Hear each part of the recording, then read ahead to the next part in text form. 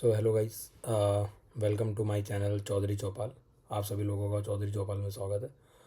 जैसा कि हम जान रहे हैं कि रेलवे एएलपी की लगातार हर साल वैकेंसीज आती जा रही हैं। सबसे पहले हमने वैकेंसी देखी है 18,000 प्लस, फिर हमने वैकेंसी देखी 9,000 प्लस, और अब हम वैकेंसी देख रहे हैं 11,000 प्लस। सो हम लोग कुछ उसकी डिटेल्स के बारे में बात करेंगे। अभी जैसे कि हमने देखा है 2026 का कोई भी नोटिस जारी नहीं हुआ है। इसलिए नहीं हुआ है क्योंकि अभी रेलवे ने कैलेंडर भी नहीं दिया है। सो रेलवे कैलेंडर देगा तो उसके बाद नोटिफिकेशन भी आएगा।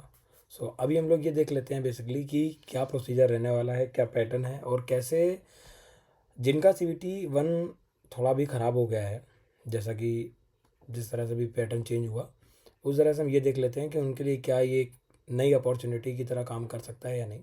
बेसिकली बहुत सारे लोगों को प्रोसीजर नहीं पता होता है, जो नए स्टूडेंट्स होते हैं या नए कैंडिडेट होते हैं।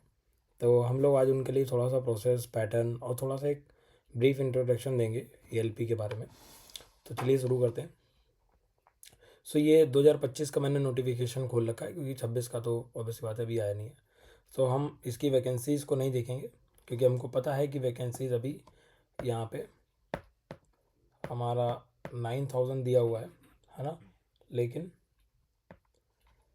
वैकेंसी इस बार थोड़ा सा बढ़ के आया हुआ है। जो ये 9,000 दिया हुआ है वैकेंसी, ये हमारा 11,000 के आसपास है, जो कि एक अच्छी बात है। फिर हम लोग इसके कुछ पॉइंट्स देखेंगे, जैसे कि हम लोग आ जाते हैं सीधा, जो इसके मेन पॉइंट्स हम लोग वो आज डिस्कस करेंगे। सो हम लोग सीधा आ जाते हैं पेज नंबर 8 पे। तो पेज नंबर 8 पे मैं इसलिए आया हूँ सबसे पहले क्योंकि कोई कुछ भी बता दे आपको, कुछ भी, सबसे बेस्ट पॉइंट जो है इस जॉब का वो ये है कि आपकी विज़न, आपका जो आई होना चाहिए वो 6x6 होना चाहिए, दोनों तरफ, दूर पास सबके लिए। सो ये बहुत ही इंपॉर्टेंट बात है, नहीं पता होता है। सेम मेरे साथ हुआ था जब मैं एएलपी का एग्ज़ाम दे रहा था CBT 1। तो जब मैं जिस क्लास में बैठा था तो उस क्लास में एक लड़की चश्मा लगा के बैठी हुई थी। अब उसको ये बात पता नहीं होगी या उसने नहीं ध्यान दिया होगा कि आप एएलपी का एग्ज़ाम चश्मा लगा के नहीं दे सकते। क्यों? क्योंकि यहाँ पे विदाउट ग्लासेस भी लिखा हुआ है। सो आपको ये बात ध्यान रखनी होगी कि हम लोग चश्मा लगा के एएलपी का एग्ज़ाम नहीं दे सकते। हम चश्मा लगाए हैं तो उसका फिर हमें एक स्पष्टीकरण भी रेलवे को देना पड़ेगा। सो वो जस्टिफिकेशन तो देने को तैयार नहीं थी। तो उनसे पूछा गया कि आप जस्टिफिकेशन दोगे क्या, तो उन्होंने बोला नहीं, जस्टिफिकेशन तो नहीं दे पाएंगे। तो उन्होंने चश्मा उतार के रख दिया और बिना चश्मे के ही बाद में परीक्षा दी। तो ऐसा ना हो कि आप तैयारी करते हुए आप बाद में आपको पता चले कि आखिरी स्टेज मेडिकल की है और अब आइए चश्मा लगा हुआ है तो घर जाइए। तो ये नहीं होना चाहिए। सो ये मेन पॉइंट है। इसके बाद थोड़ा सा भारत के नागरिक भी होने चाहिए, ऐसा लिखा हुआ है, ठीक है। फिर यहाँ पे एज लिमिट दी हुई है, एज दी हुई है कि 18 to 30 ईयर्स के जो भी कैंडिडेट हैं वो इसमें अप्लाई कर सकते हैं, ठीक है। इसके बाद हम लोग आ जाते हैं पेज नंबर 17 पे। फटाफट पेज नंबर 17 पे आ जाते हैं। ओपन निकल गया, यस। सो यहाँ पे भर्ती प्रक्रिया दी हुई है।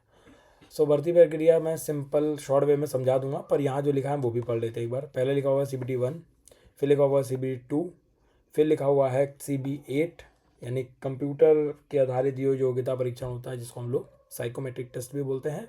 फिर DV, देन अभी जो मैंने बताया आई टेस्ट के लिए सबसे डार्क रूम में वगैरह ले जाते हैं, मतलब बहुत ही टफ आई टेस्ट होता है A1 ग्रेड का। अगर आपने इसका आई टेस्ट पास कर लिया है तो आप सब देख सकते हो, इसका मतलब ना। तो चिकित्सा परीक्षा, इसमें जो लिखा हुआ मेडिकल टेस्ट जो है ये लास्ट पॉइंट होता है आपका। इसके बाद आपको सीधा राजधानी की चाबी पकड़ा देंगे, बोलेंगे भैया चलो।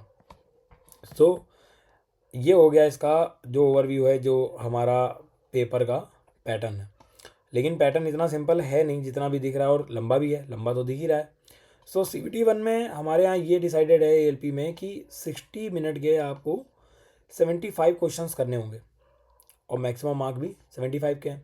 सो हम लोग देख पा रहे हैं कि 1 नंबर जो मिलेगा हर एक क्वेश्चन के लिए मिलेगा, और 1/3 की निगेटिव मार्किंग भी है, करोगे तो गलत भी होगा। सो ये सब देखते हुए, लेकिन यहाँ पे कहीं पे भी देखो अभी अब ये डिसाइडेड नहीं है कि इतने इतने क्वेश्चन ही पूछे जाएंगे, इसीलिए रेलवे ने इस बार पैटर्न बदल के सबको थोड़ा सा चौंका भी दिया था, है ना।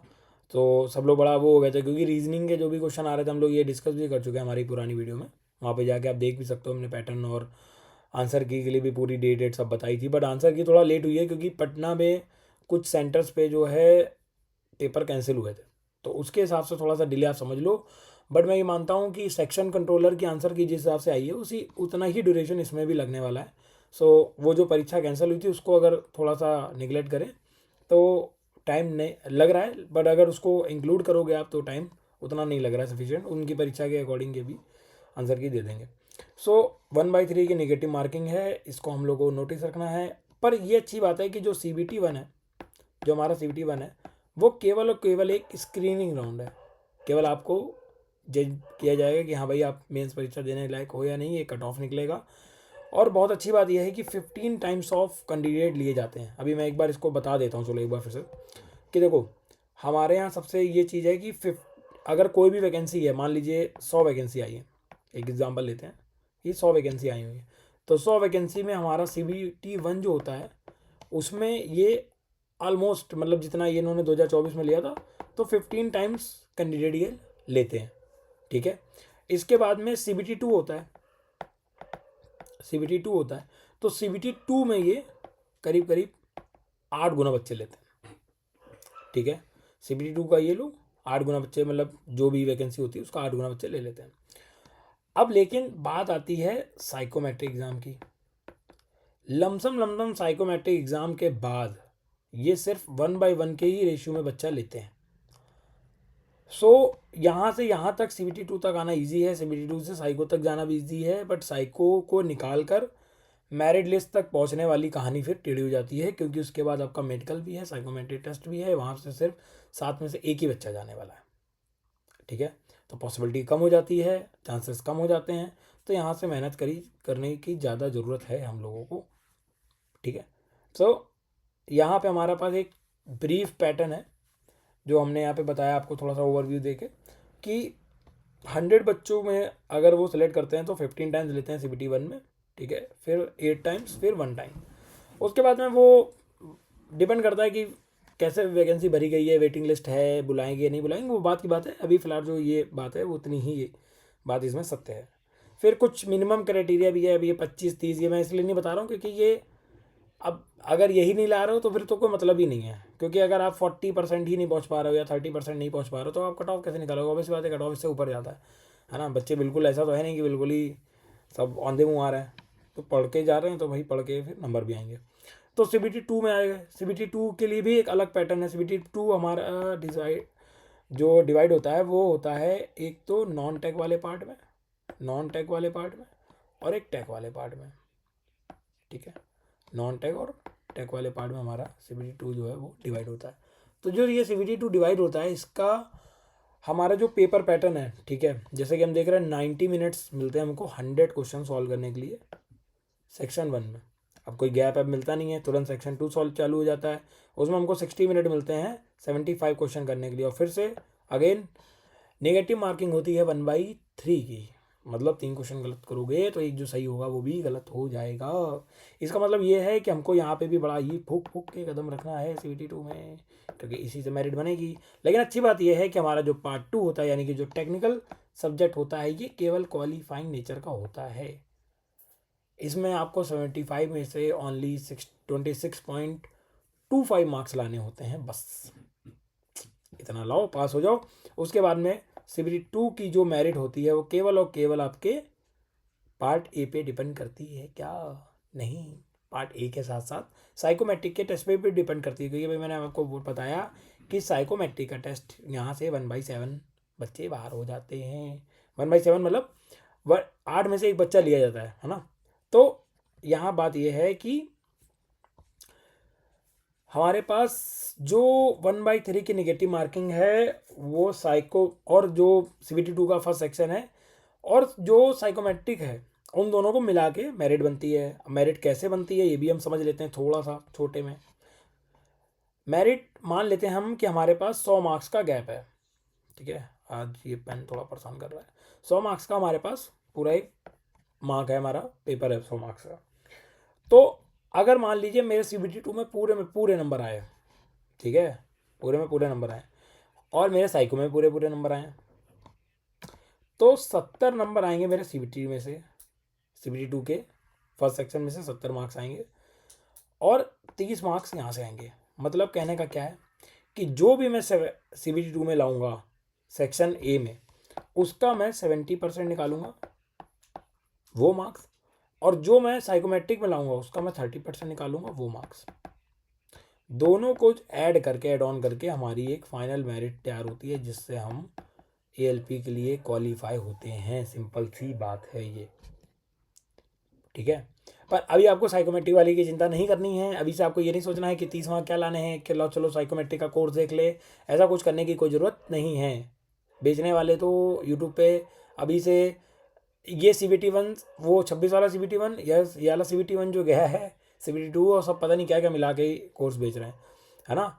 और लेकिन अभी CBT 2 के बाद जो पिछली बार साइकोमेट्रिक में गड़बड़ हुआ था, उसके लिए कोई भी टीचर इतना ज़ोर से आगे नहीं आया था, ठीक है। लेकिन कोर्स तो बेचना है भाई। अब तो हर साल वैकेंसी के लिए बोल दिया है रेलवे ने, तो अच्छी बात है, हम लोग कोर्स खरीदेंगे भी, है ना। वैसे मैंने पिछली बार थोड़ी सी सेल्फ स्टडी के लिए बुक भी बताई थी, आज मैं उनका नाम बता दूंगा। तो जिसके पास जो भी अवेलेबिलिटी हो उसके अकॉर्डिंग वो लोग खरीद लें। और मैं रिकमेंड करूँगा अपनी तरफ से ये, क्योंकि जिस हिसाब से मैंने अपने मार्क्स बताए थे पिछले बार वीडियो में, सो मैं रिकमेंड करूँगा कि आप सभी लोग अपनी सेल्फ स्टडी पे ज़्यादा फोकस रहो। कोर्स लेने के लिए अगर आपको ज़रूरत लगती है तो ऑब्वियसली बात है आप लो, फ्री हो, मैं किसी की बुराई नहीं कर रहा, ना मैं मना कर रहा हूँ। अच्छी बात है, आपको कोर्स लेके भी पढ़ना चाहिए। लेकिन मैं ये प्रेफर करूँगा, मैं आपको ये बोलूँगा, रिकमेंड करूँगा अपनी तरफ से, थोड़ा सा एडवाइस करूँगा कि आप बुक से जितना पढ़ोगे आपको क्वालिफाई होने के चांसेस ज़्यादा होंगे। क्योंकि CBT 2 के सेकंड सेक्शन में जो टेक्निकल पेपर आता है वो किसी को नहीं मालूम कि कहाँ से आता है, क्या आता है। पिछली बार एकदम जनरल से क्वेश्चन डाल रखे थे और उसमें बच्चे फेल थे। आप पता कर लो कि 82 मार्क्स वाले बच्चे भी 26.25 मार्क्स नहीं ला पाए टेक्निकल में, ठीक है। सो यहाँ पे हम लोगों को ये हमारा पैटर्न हो गया। फिर हम चलते हैं एक पेज नंबर 18 की तरफ, क्योंकि यहाँ पे हम लोग थोड़ी सी योग्यता की बात कर रहे थे। तो यहाँ पे हम ये बताएंगे कि बेस चीज़ जो इसकी क्वालिफिकेशन है वो होती है ओनली 10th। अगर आपने 10th किया है तो आप ALP बन सकते हो, हाँ। तो फिर आवेदन बहुत ज़्यादा रहना चाहिए, पर नहीं आ रहा है। इसका मतलब क्या है कि 10 के साथ आपको ITI भी किसी ट्रेड में करवाना चाहिए। अब ट्रेड डिफाइन है, उन ट्रेड में होना चाहिए, इलेक्ट्रिकल है, मैकेनिकल है, फिटर है, तो इस तरह की ट्रेड होती हैं। अभी ये 10th हो गया, 10th के साथ अगर आपने ITI किया है तो ये हो गया। साथ में अगर आपने 3 इयर्स का पॉलिटेक्निक का डिप्लोमा किया है तो भी आप भर सकते हो, you are eligible. But engineers भी भर सकते हैं। 4 इयर्स का अगर किसी ने इंजीनियरिंग का कोर्स किया है तो वो भी भर सकता है ना। अब CS इंजीनियर वाले नहीं भर सकते क्योंकि इसमें, है ना, मैकेनिकल, इलेक्ट्रिकल, इस तरह के ब्रांच वाले भर सकते हैं। अब अगर आप BTech से हो और आप क्या लोगे, है ना, तो यहाँ पे डिफाइन है कि इलेक्ट्रिकल इंजीनियरिंग, इलेक्ट्रिक और ये सारी चीज़ों वाले जो भी इंजीनियर्स हैं वो ये सब, इन सब में से कोई भी एक ट्रेड का पेपर दे सकते हैं। उसी तरह मैकेनिकल के लिए डिफाइन है कि आप फिटर का, मैकेनिक का, ट्रैक्टर मैकेनिक का, मैकेनिक डीजल, ये वो टर्नर, ये सारे आपको दिए हुए हैं। तो इन सब में से आप कोई पेपर दे सकते हो। तो बेसिकली मैं ये बता रहा हूँ क्योंकि बहुत सारे लोगों को कन्फ्यूज़न होता है कि यार ALP का पेपर तो देना है, पर कैसे पढ़ेंगे, क्या पढ़ेंगे, क्या पैटर्न होता है, पता ही नहीं चल रहा। साइकोमेट्रिक का 30% क्या होगा, 70% क्या होगा, CBT 2 का। तो आप एक बार इसको देखो, इस वीडियो को पूरा समझो कि इसमें मैंने किस तरह से आपको एकदम सिंपल वे में बताया है कि CBT 2 का आपको 70% वेटेज लेना है, साइको का 30% लेना है। बट साइको का भी आपको सोचना नहीं है, आपको अपना सिर्फ CBT 2 पे ही फुल फोकस करना है। और अभी आपको सिर्फ अपने CBT 2 को ही देखना है जो इस साल पेपर दिए हैं, 2025 वालों को बता रहा हूँ। 26 वालों को CBT 1 पे भी फोकस करना है, CBT 2 पे भी फोकस करना है, बाद में साइकोमेट्रिक का सोचना है। साइकोमेट्रिक की तैयारी हफ्ते 10 दिन में बहुत सफिशिएंट हो जाती है। अगर आप कुछ भी ठीक हो, आपने कुछ भी तैयारी करी है, कुछ भी पढ़ाई करी है, तो ऑब्वियस बात है कि आप हफ्ते भर में, आपको मालूम है कि आपकी नौकरी लगने वाली, CBT 2 में एकदम ताबड़तोड़ नंबर है और बस आपको वो देना है, आपको साइकोमेट्रिक देना है और बस उसके बाद, क्योंकि साइकोमेट्रिक के नंबर से बहुत ज़्यादा मेरिट पे फ़र्क नहीं पड़ता है।